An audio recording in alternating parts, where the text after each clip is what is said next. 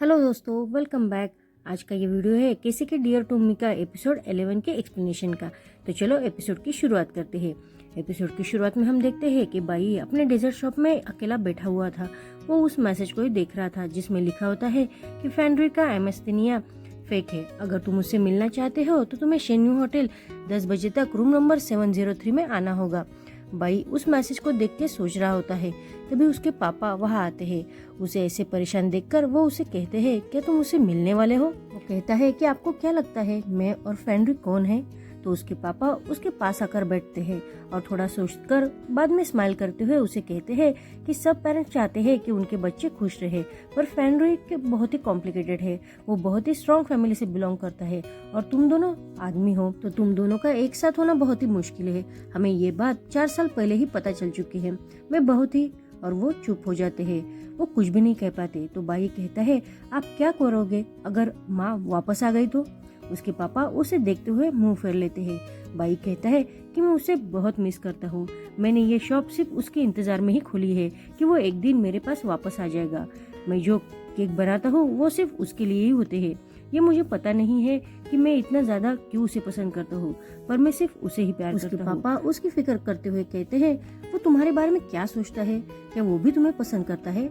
अगर उसने ऐसा सोचा कि तुम्हारी वजह से वो सब कुछ हार सकता है और वो तुम्हें प्यार करना छोड़ दे तो तुम क्या करोगे? तो बाई सोचते हुए अपने पापा से कहता है, इनफैक्ट मैं उससे एक बार भाग चुका हूँ। उसे वो लिफ्ट वाली बात याद आती है जिसमें फैंचिंग ने फेनरी से पूछा था कि वो बाई को जानता है या नहीं, पर फेनरी नहीं में जवाब दे देता है।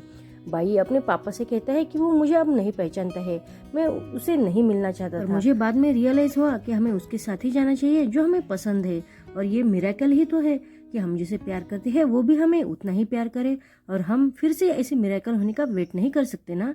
मैं श्योर नहीं हूँ, पर अगर मुझे उसके पास जाने का फिर से चांस मिलेगा तो मैं उसे वापस पाने के लिए कुछ भी कर सकता हूँ। मैं अपनी जान भी लगा दूंगा। ये सारी बातें सुनकर उसके पापा कहते हैं कि अगर मैं तुम्हें ये सब करने की परमिशन ना दूं तो बाई कहता है, उसने मुझे बचाने के लिए उस आदमी को मार डाला। उसके पापा कहते हैं कि तुम उस जगह जाते ही नहीं अगर वो तुम्हारे साथ नहीं होता तो तुम इससे भी अच्छा कुछ और कर रहे होते।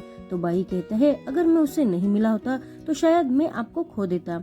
वो नहीं चाहता था कि यह सब हो जाए। मैं उसको दोष नहीं देता। उसके पापा उसे समझाते समझाते थक जाते हैं। बाई कहता है, पापा पास में जो हुआ हमें उसे जाने देना चाहिए। हमें हमारे फ्यूचर के बारे में सोचकर आगे बढ़ना चाहिए। और वो अपने पापा को तसल्ली देने लगता है। उसके पापा हार मानकर हंसते हुए कहते हैं कि अगर तुमने डिसाइड कर ही लिया है तो तुम उसके साथ आगे बढ़ सकते हो। अब बाई सरप्राइज होता है कि उसके पापा मान गए हैं। उसके पापा कहते हैं, आगे देखने की जरूरत है, अब हमें पीछे नहीं मुड़कर देखना चाहिए। वो उसे हिम्मत देते हुए कहते हैं कि माय डियर बॉय, तुम सिर्फ कॉलेज जाकर डॉक्टर नहीं बन सके, इसका मतलब ये नहीं है कि तुमने मुझे डिसअपॉइंट किया है। अब बाई रोने लगता है। वो आगे कहते हैं, मुझे तुम पर बहुत प्राउड फील होता है, जाओ उसे वापस लेके आओ। वो अपने पापा को थैंक यू कहके अपना एप्रन निकाल के जल्दी से वहाँ से जाने लगता है। तो उसके पापा उसे मोबाइल वॉलेट लेने के लिए कहते हैं। भाई वो सब लेके जल्दी से फेनरी से मिलने के लिए भाग जाता है। उसके जाने के बाद उसके पापा अपने बेटे को देखकर बहुत खुश होते हैं। नेक्स्ट सीन में हमें बाई उसी होटल में दिखाई देता है जिस होटल का एड्रेस उसके मोबाइल के मैसेज पे था। वो बहुत ही हिम्मत करके रूम नंबर 703 के डोरबेल बजाता है। उस रूम से फैंचिंग दरवाजा खोल के बाहर आता है। उसे देखकर बाई शॉक होता है। बाई कहता है, फैंचिंग तुम? फैंचिंग कहता है, क्या तुम मुझे जानते हो? पर बाई उसका कोई जवाब नहीं देता और वो उसे फेनरी के बारे में पूछता है। फैंचिंग उसे कार्ड की देते हुए कहता है कि वो रूम नंबर 708 में है। बाई वो की लेने लगता है, पर फैंचिंग उसे पहले पूछता है, क्या तुम श्योर हो कि तुम फेनरी से मिलने वाले हो?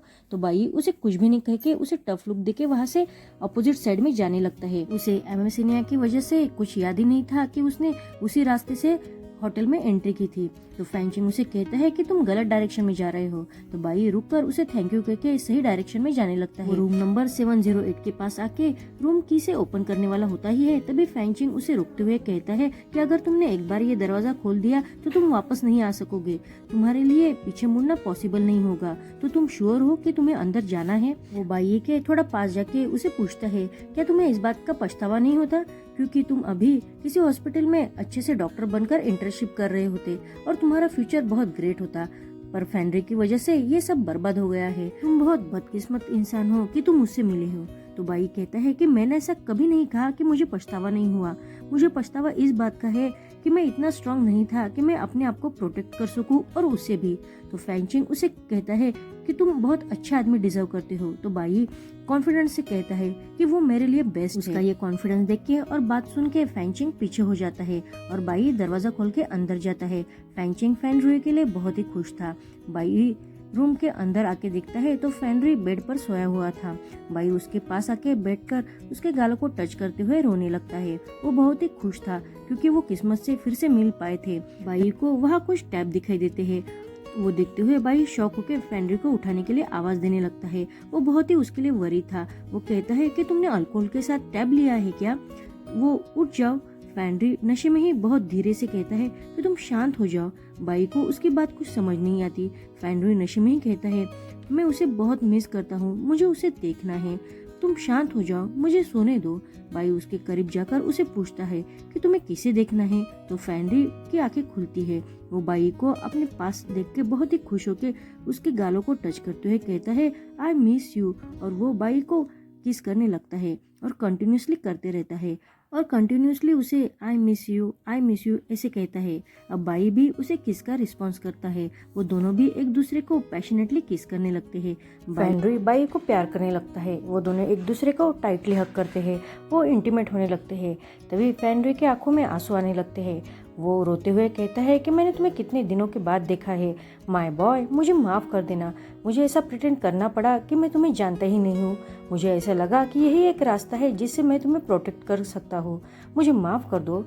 बाई उसके आंखें पोंछते हुए कहता है कि तुम सॉरी कहना और रिग्रेट करना बंद करो, ओके? हम बहुत दिनों के बाद मिले हैं। तो फेनरुई उसे डे काउंट करके बताता है कि 1570 डेज के बाद। और वो उसके हेड इंजर जहाँ हुआ था उसे टच करते हुए कहता है कि क्या तुम्हें वहाँ दर्द हो रहा है? तो वो स्माइल करके कहता है कि नहीं। फेनरुई उसे अपने बाहों में ले लेता है। वो बाई कहता है कि अब हम कभी भी एक दूसरे से अलग नहीं होंगे, ओके?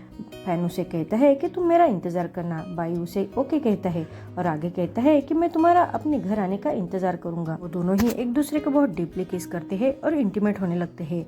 वो एक दूसरे के साथ खुश होकर बहुत एक अच्छी नाइट स्पेंड करते हैं।